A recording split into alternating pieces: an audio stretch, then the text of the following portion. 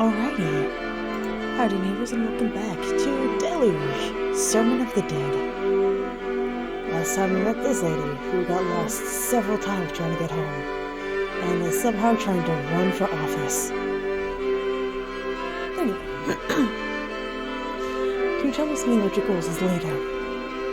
I mean, what would you do if you were elected? You shuffled anxiously. Well, that's the real question, isn't it? You thought long and hard. Flock 05 wants to bring balance and safety. Many things have become unbalanced in our town. AIR, Abbotsford's largest political party, has ruled continuously for the past 60 years. And though they seem like an obvious choice for those seeking stability, we believe their sole rulership has caused the city decline. Nothing immediate or life-threatening, but small things, like the social cohesion in our town, as of safety on the streets, rising corruption. Many values that were once commonplace have all but disappeared. And because this disappearance was a gradual process spanning many decades, it has passed many by, until 2005, when a small group of concerned citizens joined forces against the rising tide, working hard to provide a political alternative to the time-worn status quo. Even as an opposition party, Flock has been able to achieve so much for our community. She clasped her hands together forcefully. And now, we believe we're ready to take the lead. These are fighting words for the new frontrunner. Did it really sound that way? She shuffled around nervously in her seat. I could tone it down a little in the article. Please don't paint me in too bad a light. You may have heard people speak negatively about our movement, stating that we are extremists of some kind. But you must understand that there is nothing extreme about our goals. All we want is to live in a fair and safe society. Isn't that the most moderate stance of all? She smiled a tender smile. You know how it goes. Whenever you challenge the powers that be, they'll do everything to paint you in a bad light. We've been called vandals, authoritarians, bullies. But please realize, we're nothing like that. They call us names in order to cast doubt upon our intentions. Politics can be horrible at times. Exactly, but it's a game, you see. I need to be resilient. We just came by to take Marissa's order. I have to visit the restroom. How come only one of the stalls is private? I feel like they all need to be private. As I approached the wash basin to wash my hands, a young man brushed by me. He turned around.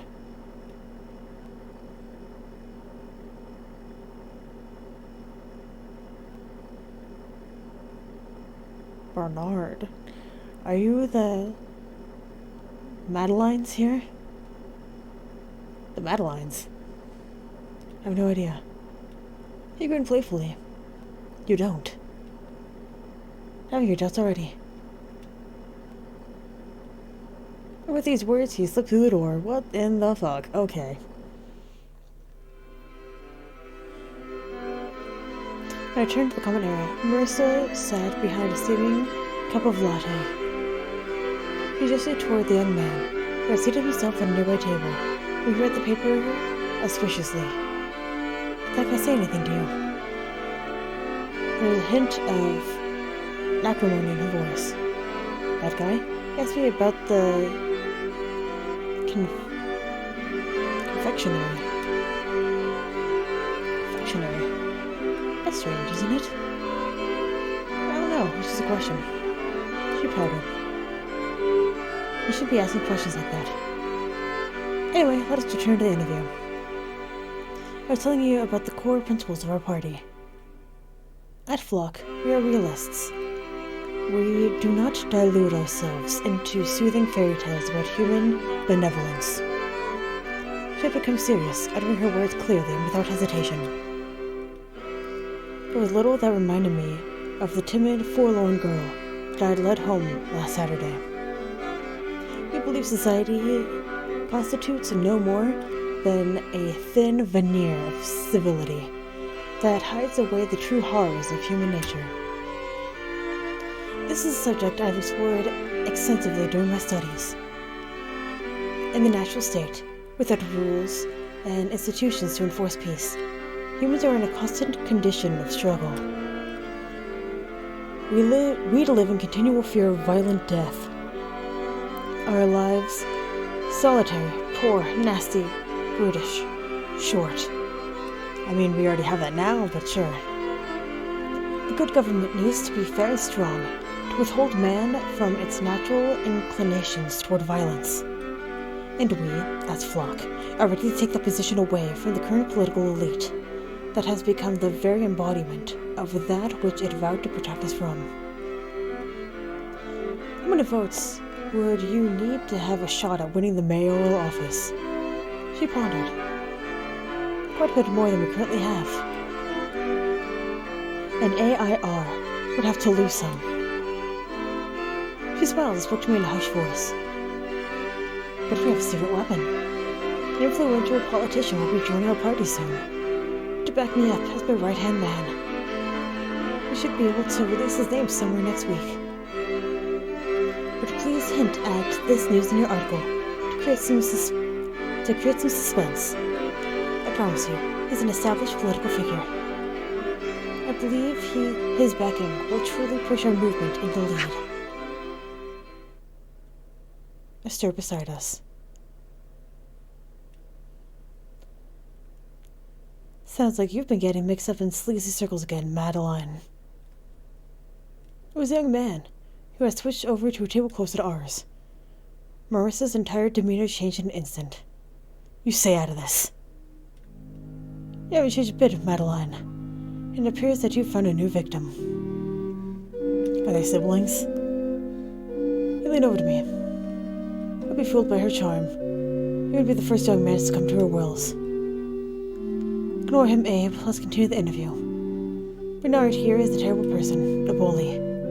At university, he hung around with a band of lowlives, wreaking havoc, causing trouble for students that actually tried to accomplish something to their lives. Accomplish something? Like taking charge of an authoritarian movement. Nonsense. Come on, he's ruining the interview. Let's go up to my apartment. To her apartment already? You're a lost cause, young man.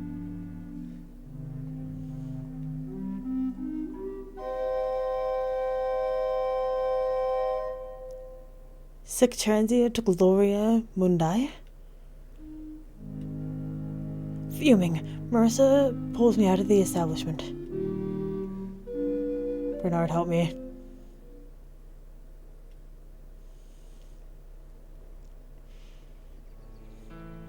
Marissa sighed. Do you see what's happening? I can't even go for a quiet conversation without being harassed in this town. What a nuisance that Bernard is. I hope he goes away soon. He's probably visiting his dad, who lives down here. Poor man. She clasped my hands together tenderly. Anyway, I think I have enough material for a decent article. The piece should be out next Sunday, together with interviews with the other party leaders. Thank you for the interview. She hesitated. Please don't paint me in too negative a light. As I said, our movement hasn't always been treated fairly by the press. And that causes prejudices. Like the things Bernard said to me. I feel like you're a sincere reporter who would be willing to give us a chance. If you treat us fairly, we may be able to help you. She grew serious. To help you with a revelation. I know things about the political elite in this town. But the Mayor von Linden, sorry, whoopsie. What do you know about him? It's too soon, I can't tell, but let's talk again.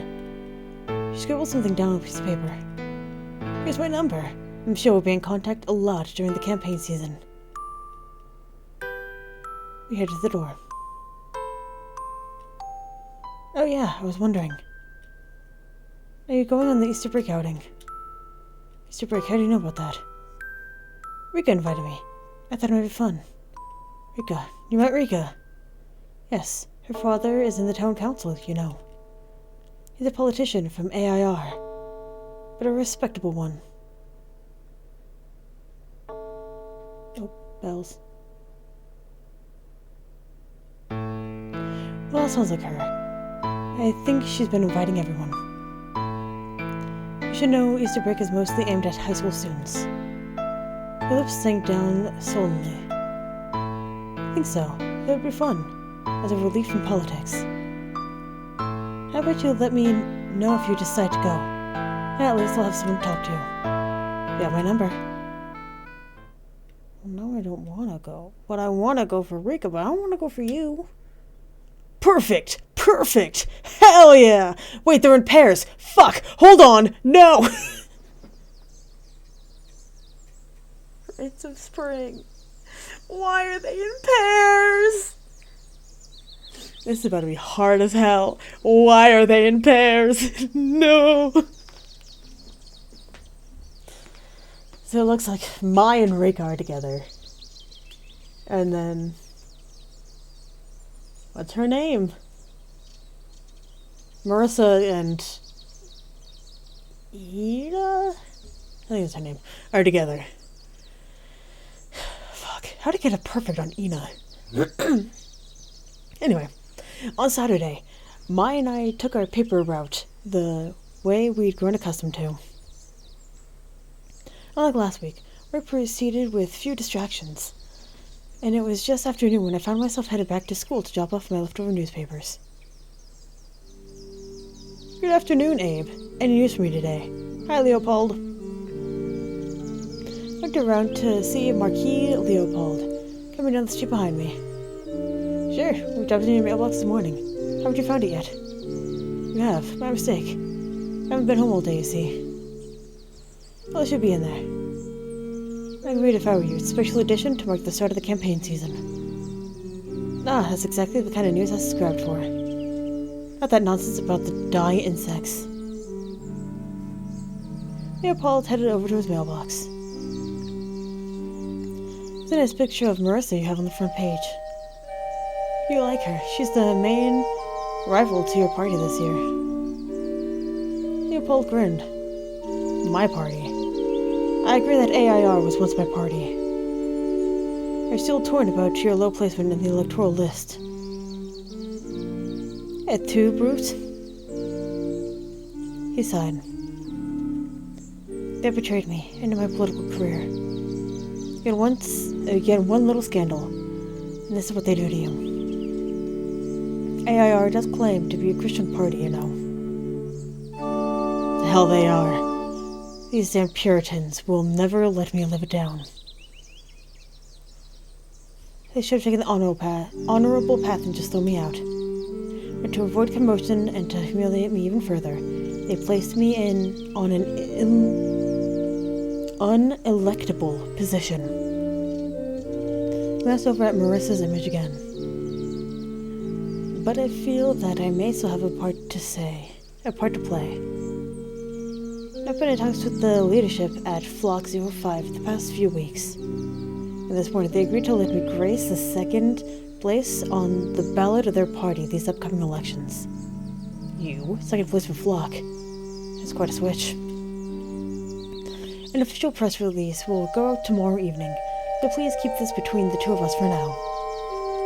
But I reckon, with my experience and Marissa's charisma, we'll be able to elevate this shabby club to a true political juggernaut. AIR will regret double-crossing me. Just mark my words. Suddenly, Bernard appeared at the doorway of Leopold's house. Initially, he made a disgruntled impression, but the second he recognized me, his spirits appeared to lift. Is that bedwetting old grandpa bothering you? Leopold chuckled. I see you've met my deadbeat son. He receives free food and board, and so he thanks me. You need to support your poor son a little, now that he is standing on his own 2 feet. Or am I interfering with your insolent dealings? Nothing here is illicit. With a wink, Leopold excused himself, although I could tell he was irked by Bernard's banter. I turned to Bernard. Congratulations on finishing university. I haven't exactly finished university. Although you could say that I'm finished with university. Hell yeah, dude. He was staring after his father, who carefully moved his way up the stairs of the house, sending Abbot clasped flimsily under his arm.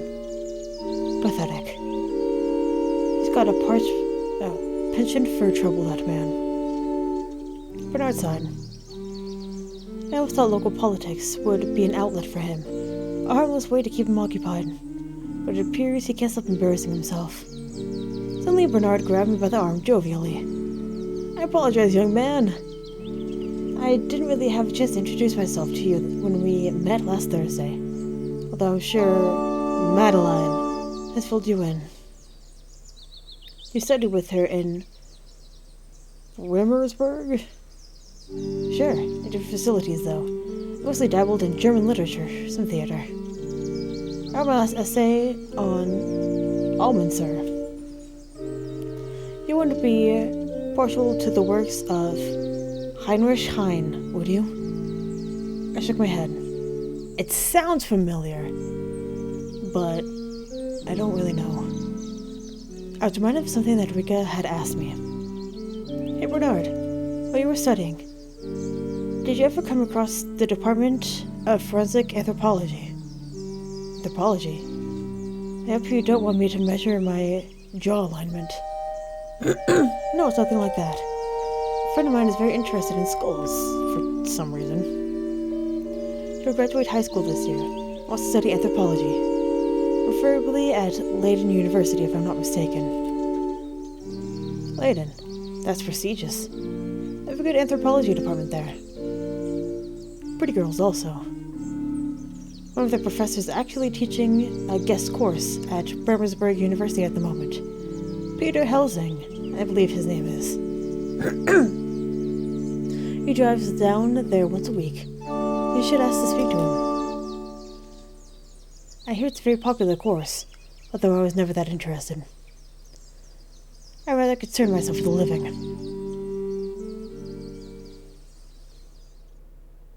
Cool. Monday, Ina's office. Playing Phoenix, right?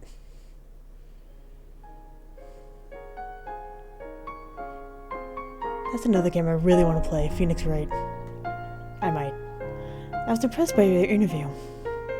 We got a call from the Evening Mirror, a national newspaper, to co-opt an article for their Wednesday issue. Marissa's presence appears to have stirred a broader interest in the town's council elections. I was saying my interview will be distributed nationwide. She scowled. Not just your interview. We'll be publishing experts from mine as well. And hey, considering how you seem to have a great entry for Flux 05. Her tone had become friendlier. I was wondering if you would consider covering their entire campaign. Huh? What do you mean? That you'd serve as a dedicated reporter. If you do Flock, I'll do the other parties. I mean, your chemistry with Marissa. We can't let that go to waste. Can I count on you for this?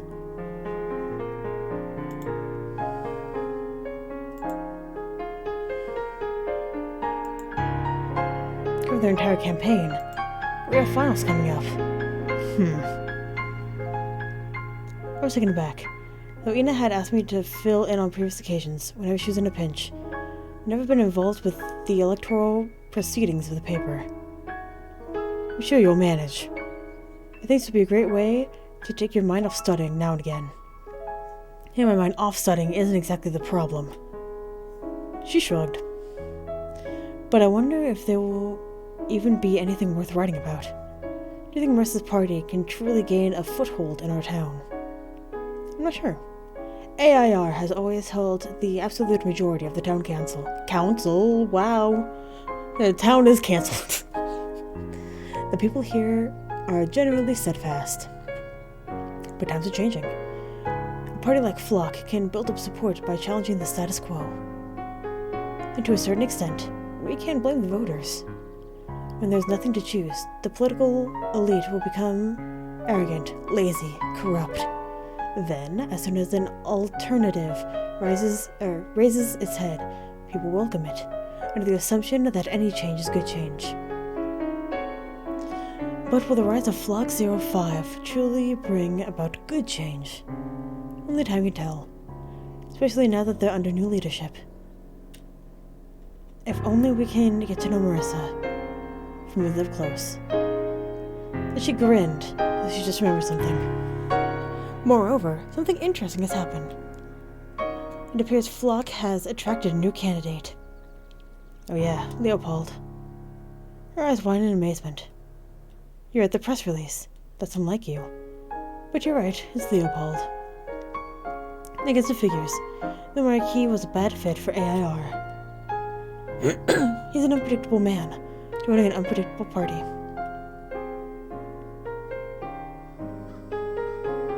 We went outside, and while I accompanied Ina to the bike shed, I recalled something that I wanted to tell her. Ina, before you go, during the interview, Marissa hinted at something. She said she noticed some kind of scandal that involves the political elite of Abbotsford. Please tell me more. It's clear that I caught Ina's attention. There isn't much more. Just that it's a well-hidden secret, leading up all the way to the mayor. Marissa promised to elaborate further, if we were fair in our coverage of her party. You will need to get to the bottom of this, but please be cautious. This could be a political game Marissa is playing, in an attempt to damage her political opponents. I can't go around publishing unsubstantial rumors. Make sure you get hard facts. At that moment, a cloud of ebony hair descended upon us, and I stopped speaking immediately. Hi! Oh, my dear. Abe, Ina. I apologize for disturbing what must have been a very important editorial meeting. Ina eyed her up suspiciously. But I have great news. We are very, very close to reaching the participation threshold for Easter break. The two of you could sign up now. The trip will be guaranteed to continue. We're so close already. Today we're struggling to find people to attend. We've made great progress. 2 people signed up just yesterday. Rather strange-looking young man. And Marissa Roosevelt, the new girl in town. Have you met her? I see Ina tense up. Such a nice girl. She's really trying to fit in. She even attended our church service yesterday. Now she's coming on Easter break. Ina interrupted her. Abe would like to buy a ticket. Ina, I'm gonna fucking kill you. I turned toward Ina, muttering at her under my breath. She shot me a deathly glare. Oh, that's great, Abe. Thank you. Make sure to... let me hand you a ticket. Make sure you pay me before coming Sunday. That means I only have 1 more ticket left to sell. Rika eyed Ina pressingly. What?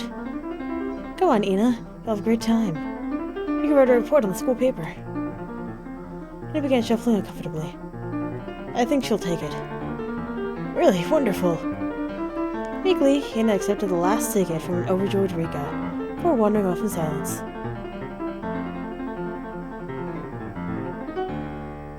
It's a big step for her. Ina hates joining me in social events. I nodded. And I'm sure she'll have a great time. When she feels the warm sand against her skin, all reservations will melt off her like ice. Do not cast away your confidence, which has great reward. A silence fell. So, Abe, have you been able to look into the issue of the skulls? I was caught completely off guard. The skulls? I have, actually. At Brimmersburg, there is a lecturer who is connected to the Department of Forensic Anthropology at Leiden University. Leiden. There is. I think if we just talk to him, ask him politely, he may tell us more about the skulls. Rika chuckled. Ask him politely. Oh, Abe, sometimes I feel as though you receive the world like a small child. and I'm glad you've put in the work. I'm truly grateful for that. It's worth a try. She began browsing through her calendar.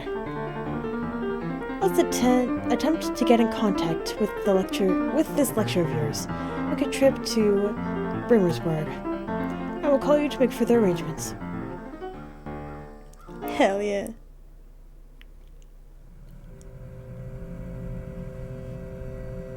That evening, I sat in my room, staring at the stacks of unopened textbooks.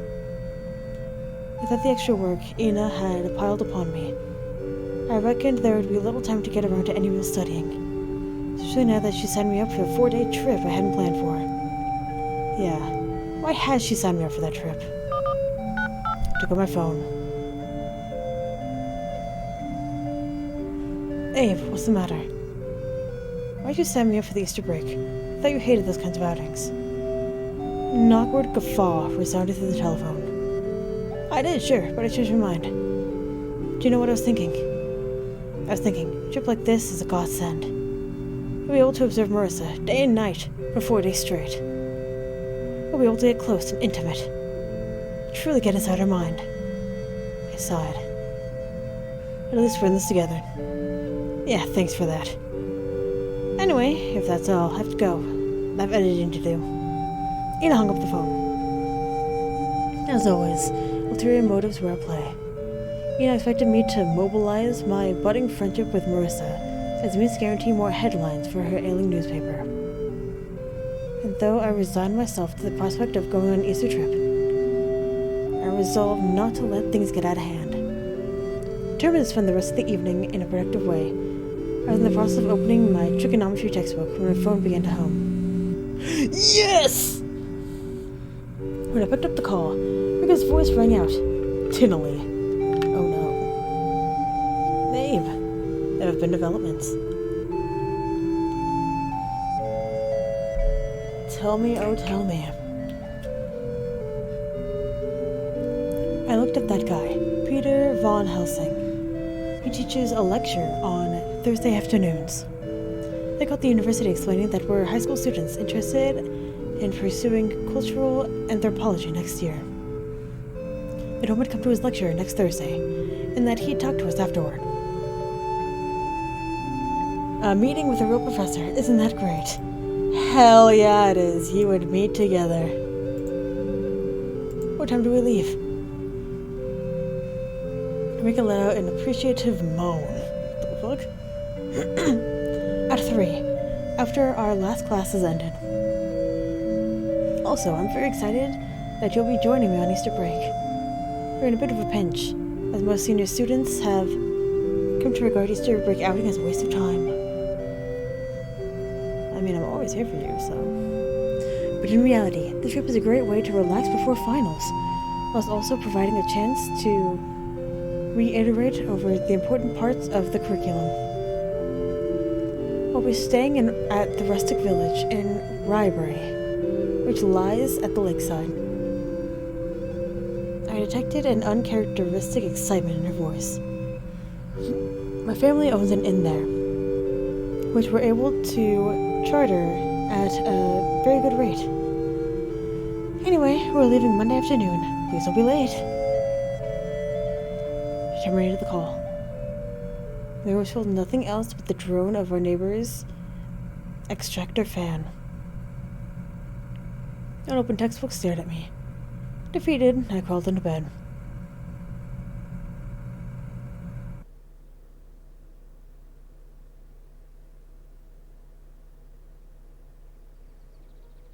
On Thursday afternoon, I encountered Rika sitting outside my last class, blocking off all possible escape routes. We made our way toward the station, and though I'd been anticipating the trip to Brimmersburg with mild reluctance, I have to admit the gentle spring breeze and the omnipresent signals of nature awakening stirred a certain fancy in me.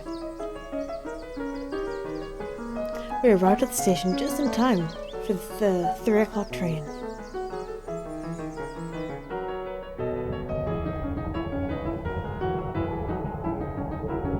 Thank you for coming on this trip with me. I would have gone alone. It's just that I've been so busy lately, with finals and swimming practice. And to make things worse, my father has asked me to help him canvass for his re-election campaign. I detest the work, but I can't refuse him. Abbotsford is only a short train ride away from the city, and it was within 15 minutes that we approached the first suburbs.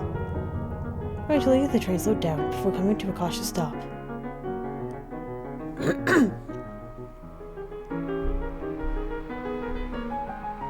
Grimmersburg. What a godforsaken place. Built up to the reclamation of the marsh polder, it aspires to be a hallmark of the post-war architecture. But in all its craftsmanship, it lacks culture. It lacks character. The citizens here are strangers to one another, unlike in our little town. I smiled. I mean, that's not so bad. It is. If everyone is anonymous, there's no accountability. Places like these breed evil. Okay. I guess I'm evil then. When we arrived at the Facility of Social Sciences, Professor Helsing's lecture is still in progress. We waited outside the auditorium until he finished and all the students had filed out.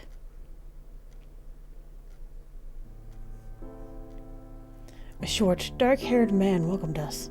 It must be the students that contacted me. Rika. The professor extended a hand, which she accepted gracefully. Peter Helsing, pleased to meet you. I'm delighted to see young people take an interest in the science of anthropology. They're so proactive, too, to reach out to me like this. I like his eyes, they're very nice. I don't see that very often these days. But it's the way to go. In the social sciences, I mean. We need to get ahead, know the right people. You let out a dry cough. Please tell me about yourselves. My name, as you know, is Rika Cooper, and this is Abe. We're in our last year of high school. And although it's still a month until finals, I'm sure they will prove to be no more than a formality. She shot me a cunning grin. Personally, the reason I contacted you is that I'm seeking direction. I'm quite sure I want to major in anthropology, but what type?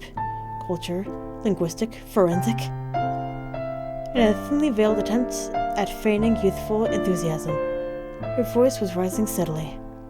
And then, the next question arises. Where do I go? I mean, Burmersburg is nearby, but there's much better universities. Leiden, maybe even Oxbridge. Peter placed a reassuring hand on her shoulder. Don't worry, you're doing great. You can only make one decision at a time. Personally, I would advise against Burmersburg, as they don't have a dedicated anthropology department down here. That's why they've asked me to make the commute from Leiden once a week. But there's no need to come to a hasty decision. Rika let out a sigh of relief. I'm sorry. It's such an ambivalent time for me. I feel like all my steps are magnified, as though they could set loose an unstoppable chain reaction. But I apologize for wasting your precious time. Please tell us about your renowned anthropology department. I will. But the next class should be starting here in a short while. We'll continue our conversation in the exposition area. Yo! That's fucking sick! Look at this guy. He's not even where he needs to be! Look at this guy! What the fuck is he? Oh no! We followed Peter into the adjacent building, where glass cabinets displayed a multitude of zoological exhibits. Let me tell you a little about my field. Anthropology is the study of humans, but what you encounter at times has few traces of humanity left inside. Anthropologists delve into the dark depths of our past, the violent, trauma-ridden, tearing away from our previous existence from animals, and the turbulent process of becoming human. When I visited the rainforest in West Pupa a year ago, I was away from civilization for months. I watched as a man skin a boar with his bare hands. Holy shit. And then I helped him remove its entrails and clean the blood and feces from its flesh. Professor reveled at the sight of my disgusted face, as though he were enjoying the lurid details he threw away. Anthropology is great, but it isn't for the faint of heart, especially when you take it seriously. At our department, we do science the old-fashioned way. Try to disengage from the petty trends that have come to dominate our field over the past decades. The wholesome fairy tales of universal brotherhood and noble savages that naive students are attracted to like flies. He leered at Rika, who shrugged coolly. How about Brom Bulwer? Was he old-fashioned? The professor stirred at the sound of his name. Brom Bulwer. He would have read up on the history of our department. Brom should be regarded as a pioneer of our field. He didn't shy away from anything, even when he probably should have. But why do you bring up his name? Rika took a deep breath. I found something in a book of his, and I was wondering if you could clarify. I took out a stack of paperwork from a bag, some of which she had marked with page markers. Please look at these. On this page of his notebook, he writes something about 3 Abbot schools, and I was curious what he was referring to, but I can't find anything more about them. Peter looked at her, appearing genuinely confused. I have no idea what that could be. But then his eyes narrowed. This is such a particular inquiry. It makes you wonder why you'd ask. Are you by any chance from Abbotsford? The girl remained silent for a moment, then she nodded. I thought so. We received inquiries about the schools before, from the church. Did they put you up to this? Rika shook her head violently. No, not at all. We're truly curious. The professor sighed. Look, I'm telling you the truth when I say I have no idea what Brom was referring to in these notebooks. But considering the sustained interest from your community. Rika's lips curled into a precocious smile. I'm willing to do a quick search in the archives. Next week, whenever I find a PhD student who I can delegate this task to. He sighed. After this, you will really need to let the issue rest. I understand how an aside like this can spark interest in an affected community, but most likely it's nothing. A typographical error or wild idea. Rika nodded understandingly, although I saw a glimmer of hope shining in her eyes. I hope you kids do decide to study at my department, especially after all the trouble you've put me through.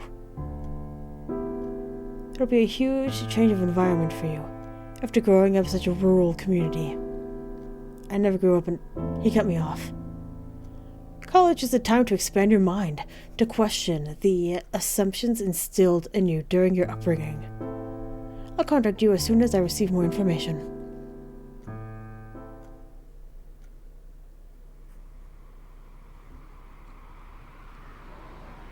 Well, that went well. Rika was beaming. I think so. He didn't seem too happy with the ruse we'd come up with. Oh, sure he didn't. But that was just a way to get a foot in the door. Matters like these require a personal touch. A dull letter from an Orthodox congregation is easily cast aside. But as soon as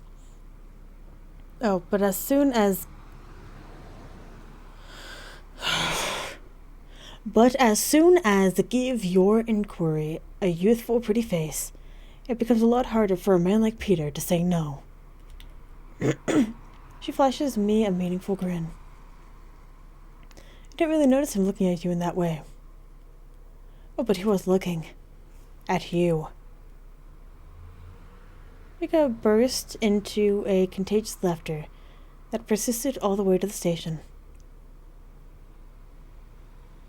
Afternoon rush hour had commenced, and the city was tense with the bustle of cars.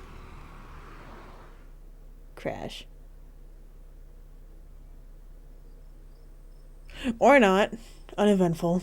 We didn't need to know about the cars. But cool. Monday morning. Jesus fucking Christ. Can I just have a linear week? One linear week. I lay for a second in blissful ignorance, until the reality of my situation intruded on me. After forcing myself out of bed, I climbed down the stairs to open the door. Hi, Naomi. Good morning, Abe. Naomi. To what do I owe the honor? Rika and I are both out and about, gathering the late sleepers. She's picking up Mai at this very moment. You wouldn't want to miss the train, would you? Though I'd been aware of the Easter break as rapidly approaching, early morning amnesia seemed to have erased it entirely from my mind. I hope you're packed and ready. Come on, let's head for the station. I retrieved my bag and followed her through the empty streets. While we walked, I could feel an undeniable tension in the air. After a while, Naomi broke the silence.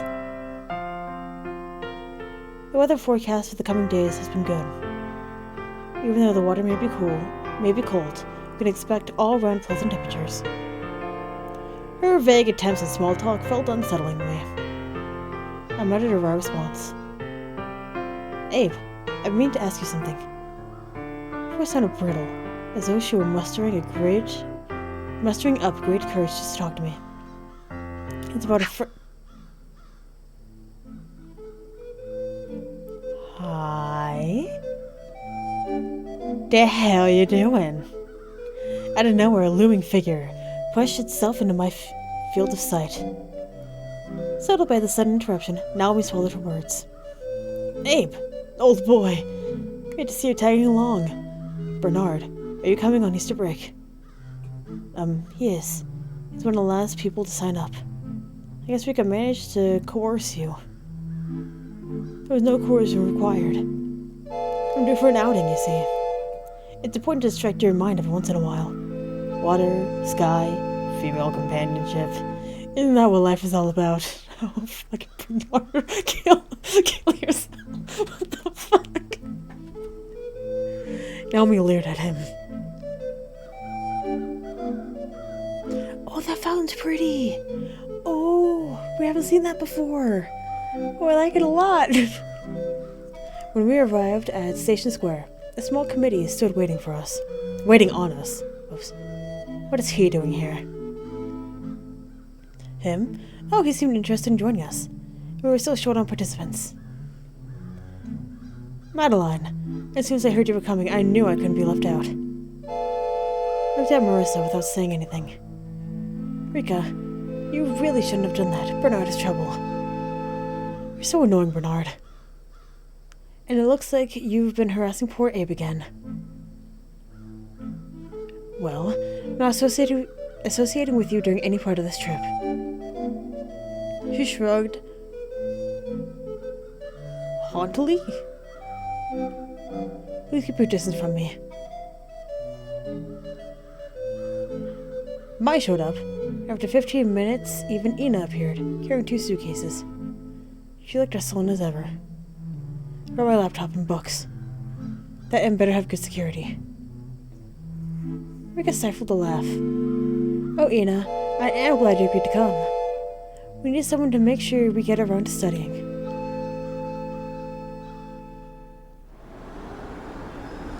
Collectively, we made our way to the platform.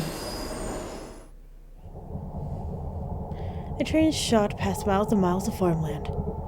Here and there, across the grain, we intersected with brightly colored tulips, imparting seasonal variety upon the otherwise monotonous train ride.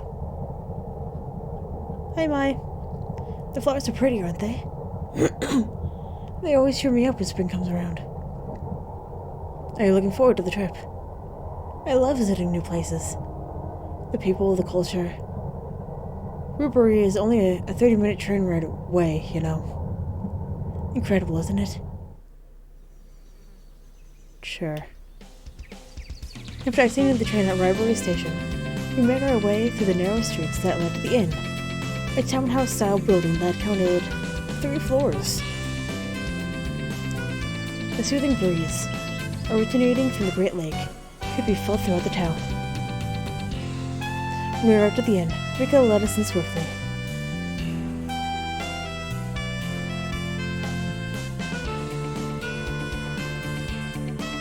Keski! What in the fuck? Why?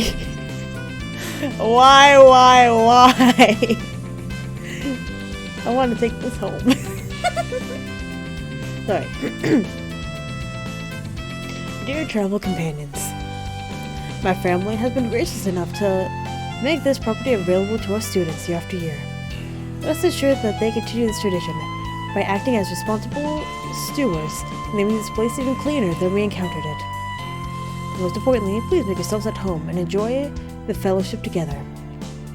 You're free to share in all of the amenities this inn has to offer, even though they may be sparse. Thank you for attending Abbot's for his highest 7th annual Easter break. Let's study hard and be joyful. I carried my luggage up the stairs before helping Ina, who was clearly struggling, and I swung open the door to the master bedroom. Visitor to witness a spectacle unfold. Get up, Bernard. I'm not sharing my room with you, let alone double bed. Madeline, you're so cold. You may as well just sleep in the cellar. Oh, with the cellar rats. Oh, Abe. It's good that you came. What do you have to say about all of this? Give me a sec. Fuck.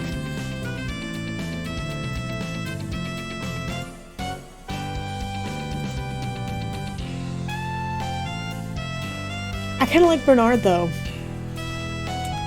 Bernard's kind of a cool dude. He's a little bit of a dick, but he's kind of a cool dude.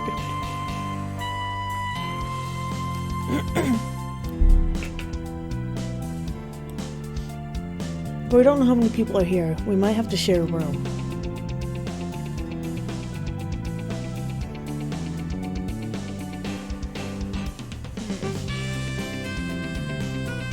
I don't want to be rude.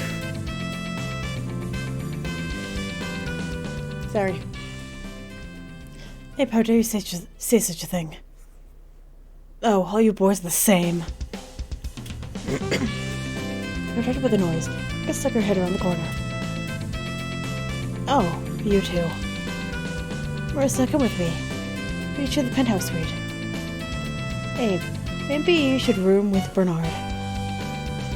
And Ina can take the family room together with... What? I was thinking Abe and I could share a room, in case we need to work on the newspaper business. He was blushing visibly, and I noticed Rika's lips arched into a mischievous smile. Oh, Ina, there will be more than enough opportunity for that. It's just that we can't allow mixed dormitories. Our family wouldn't approve of that at all. It's not even like what we trailed off. We carried Ina's luggage to the family room, which she immediately began to unpack. Now, Abe, you may think that we're on some kind of vacation, but I don't want to let this trip go to waste. We kicked off the campaign season with some light interviews to bring out the human factor behind each party. Now, however, it's time to start digging deeper. I really don't want to, honestly. If you get a chance, please ask Marissa about her political strategy. I will do the same for Rika, to find out what she knows about her father's campaign. She paused. But there's more I want you to look into. Remember what Marissa said about the scandal she claimed to have uncovered. I want you to hear her out about this. There should be an... Just then, Naomi knocked at the door. Ina became deathly silent. I excused myself. When I returned to the master bedroom, I found Bernard combing his hair in the mirror. Well, Abe, it seems like the morality police has condemned us to one another. Personally, I don't mind this. It may provide an opportunity for us to get closer. Fuck yeah, it will! I reckon this is your first time. He grinned, showing about with another man. I shot backward. Ho ho! I see parent-child fear growing in your eyes. But I can assure you there's nothing to be shy about. You must go to college, realize how much joy there is, and fraternizing with your fellow brethren. What is any of these words? Fraternizing? I'm gonna do this live. Excuse me while I Google what the fuck that word means. I feel like I need to go incognito, but I won't.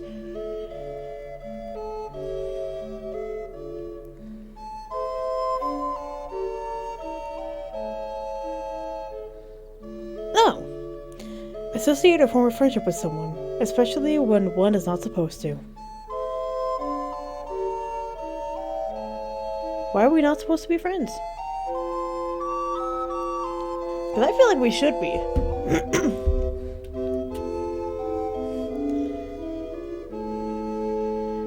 Life is a symposium, my friend. Love's all around. Let's go out and go bohemian.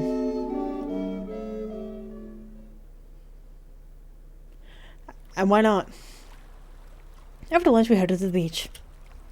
Ribery lies on the tideless lake, large enough to hide the opposite banks from view.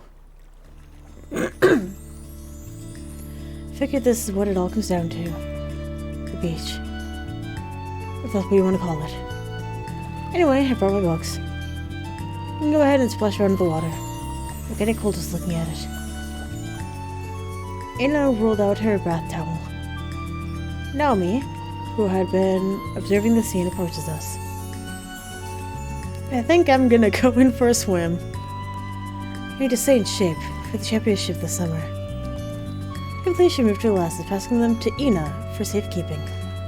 Not wearing her school uniform, Naomi appeared unnaturally pale under the clouded afternoon sky. Please don't stare at me. I would have brought my sports swimsuit. This is very uncomfortable. I continued down the waterline where Rika stood, looking out into the distance. You see how dark the waters are. At some points the lake gets very deep enough for a Leviathan. When this used to be a sea, tidal currents would tear long rifts along the former shoreline. Rika really loves the sea, maybe a little too much at times. But I don't mind them turning into a lake. The water is much calmer that way. Rika, you're gonna try to swim up to the humming stone. Out to the distance, where a small black spot shimmered at the horizon. The humming stone was an underwater rock feature that reached up right to the water level, so that it was visible whenever the waves opened up the water surface. The rock had always been a hazard for passing ships, as they could easily rupture their hull on the unseen edges. Rika had told me that many tales existed about the humming stone, featuring all kinds of hideously deformed creatures that lived there and feasted upon the flesh of drowned sailors, like the Leviathan. No, I want to see him. Much later, Marissa approached me. I like your swimsuit.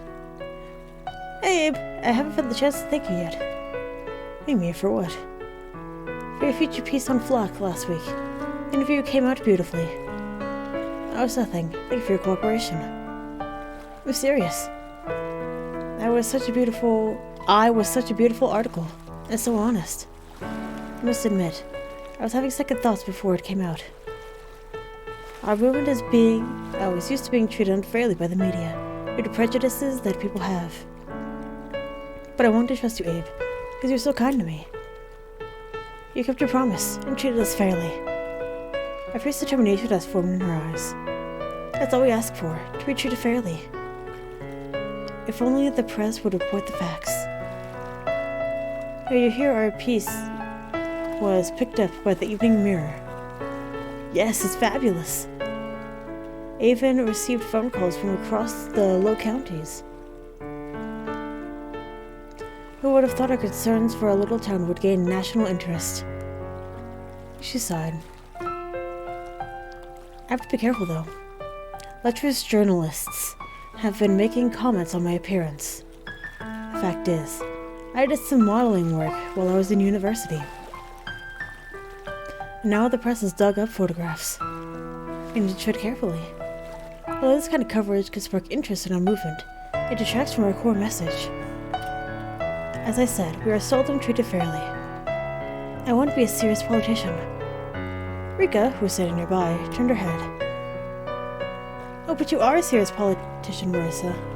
I read your interview. It was great. My father is very excited about you. He's looking forward to working as your colleague. Your father, Councilman Cooper, said that. He did. He thinks you'll be a serious competitor in the race. That AIR will have a heavy task maintaining its majority position. But he agrees with many of the ideas you expressed in your interview about creeping corruption and the gradual erosion of moral values in our town. Maybe this year we'll see a transformation, in which things change for the better, where our community wins in the long run, and not just one political party. As overseers of his creation, must be above reproach. That's right, isn't it? Oh, Rika, you put things to words so nicely. Have you ever considered a career in politics?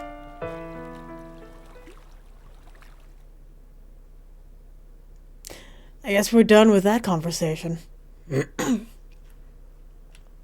As evening fell, we gorged ourselves on seafood from the local cafeteria before heading back to the inn. We will have a first study session at 8. Feel free to retreat to your rooms until then.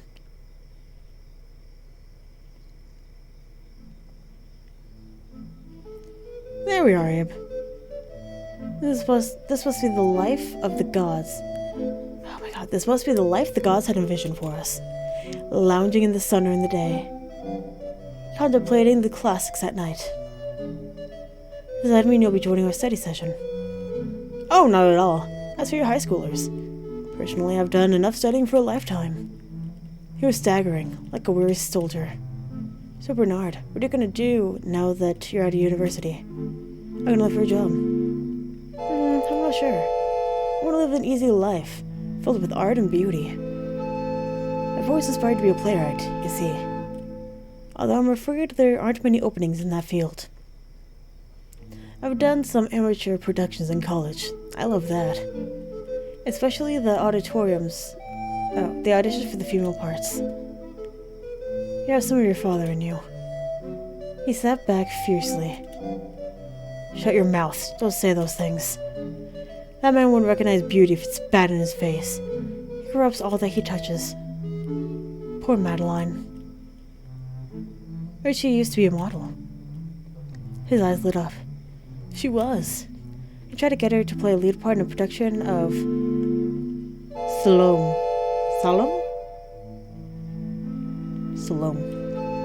One time, but naturally she turned up her nose. But I've collected her entire catalog. I even went out to buy an issue of The Lighthouse where she was featured in there. I'll show you when we get home. I nodded affirmatively. Rika called for us to gather in the common room downstairs.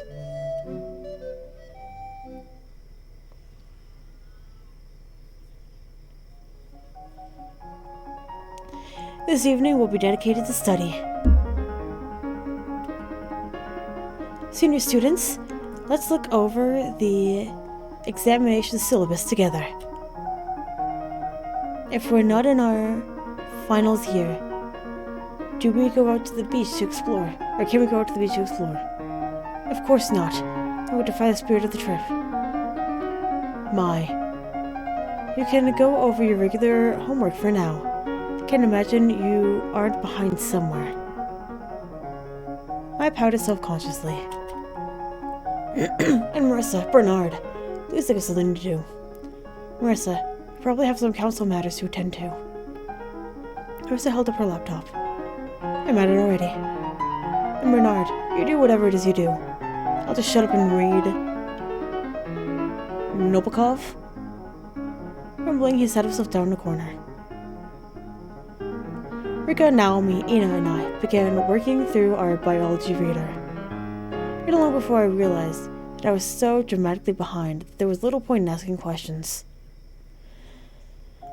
And with that terrible realization, I'm going to go ahead and end this episode here. So thank you very much for watching, and hopefully I'll see you later.